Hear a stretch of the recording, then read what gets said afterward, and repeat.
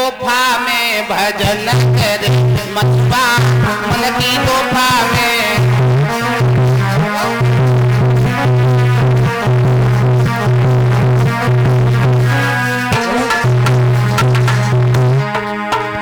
अरे मन की गुफा में, मन की गुफा में,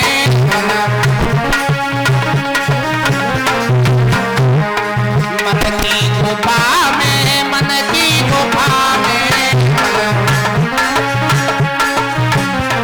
भजन करे मथुरा मन की गुफा में, भजन करे मथुरा मन की गुफा में।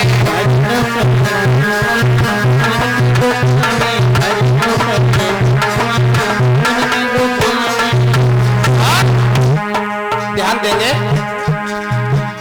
अरे रोग दोष जब कोई सतावे राग, अरे राग द्वेष जब कोई सतावे राग, मन न करे मथुरा मन की गुफा में, मन न करे मथुरा मन की गुफा में।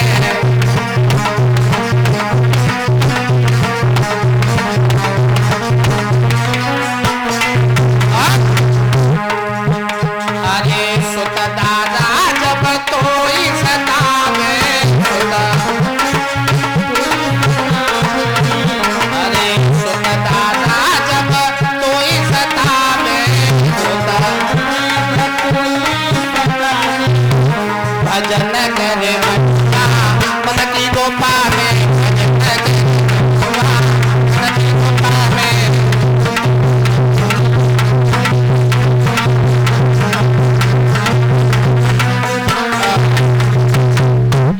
और जैसे ही अंदर से आई पिताजी, यहाँ पर हम बैठ करके परमात्मा का भजन कर रहे हैं, हम बाहर नहीं आएंगे। अगर बाहर आ जाएंगे तो हमें माया व्याप जाएगी। उसी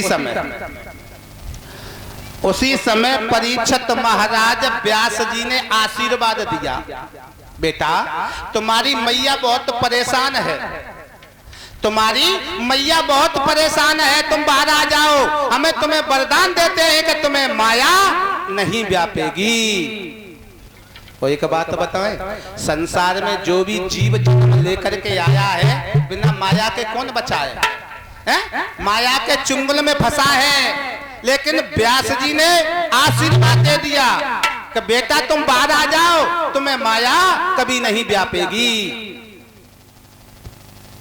सुखदेव जी का जन्म हुआ है, और जैसे ही सुखदेव जी का परीक्षित महाराज जन्म हुआ, उन्होंने कमंडला हाथ में लिया और भगवान का भजन करने के लिए जंगल को चले।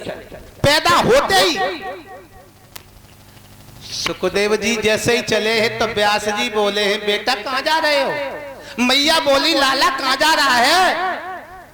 तो सुखदेव जी कहने लगे, हम तपस्या करने के लिए जंगल में जा रहे हैं। तो व्यास जी बोले, बेटा अभी तो तू बड़ा नहीं हुआ है, और जब बड़ा हो जाए तो तू तपस्या करने के लिए चला जाना, अभी तो तुझे हमने देख भी नहीं पाया।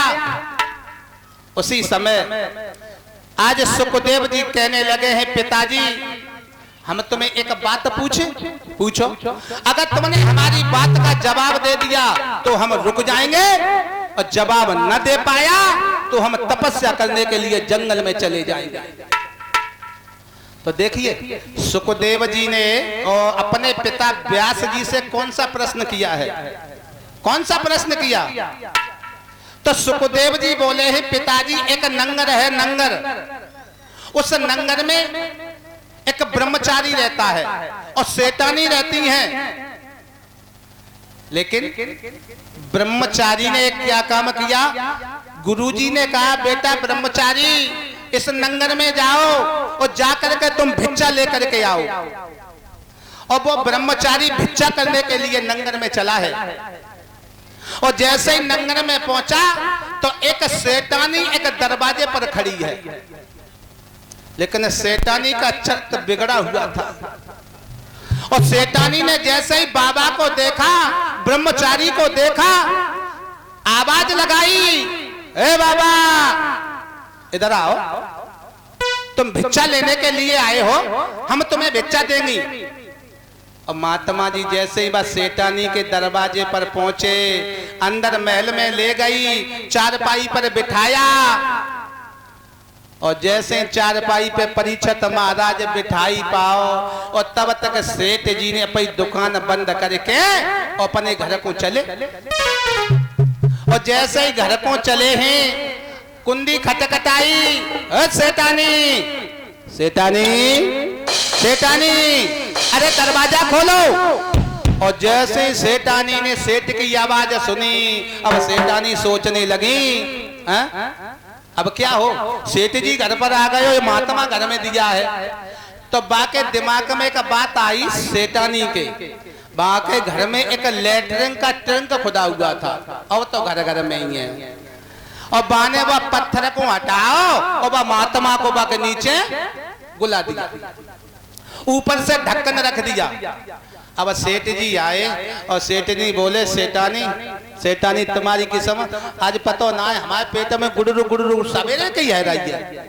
हाँ हमें यही लगते थे, मटर की सब्जी बनाई, सो आज पेट हमारा गड़बड़ कर रहा, पहले हम मलमूत्र करवे के काजे जाएंगे। अब सेठ जी गए और सेठ जी ने जाकर के मलमूत्र किया, जितना मलमूत्र किया परीक्षित महाराज सब अब ब्रह्मचारी के ऊपर गिरा जाकर के। अब सेठ जी ने स्नान किया, 2 घंटा आराम किया, उसके बाद में वो अपनी दुकान पर चला गया।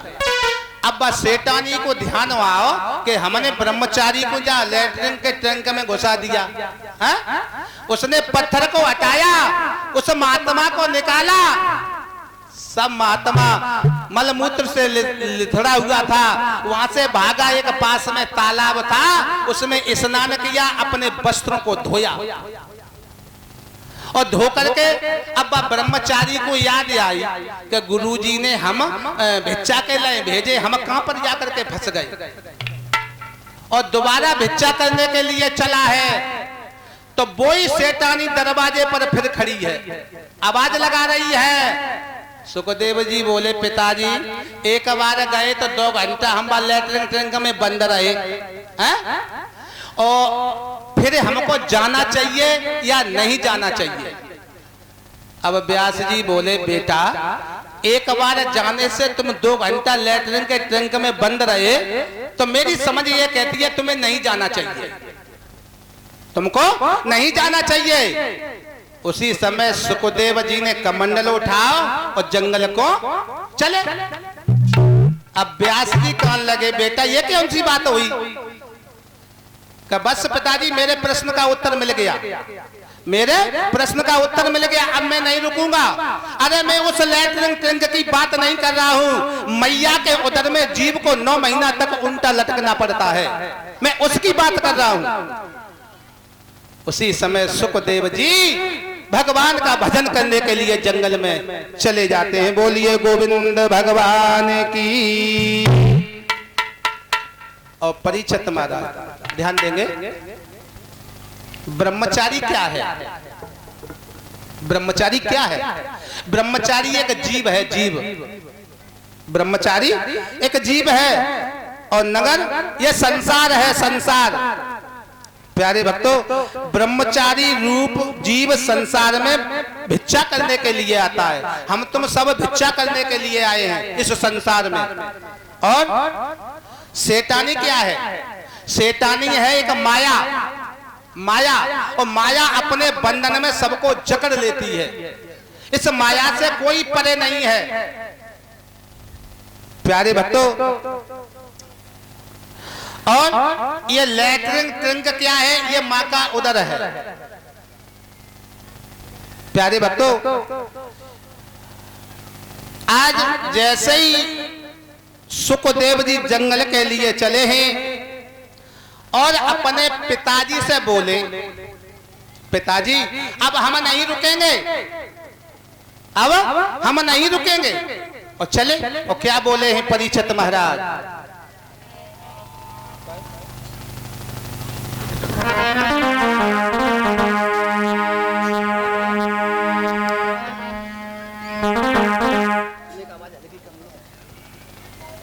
आज सुखदेव जी बोले हैं परीक्षित महाराज,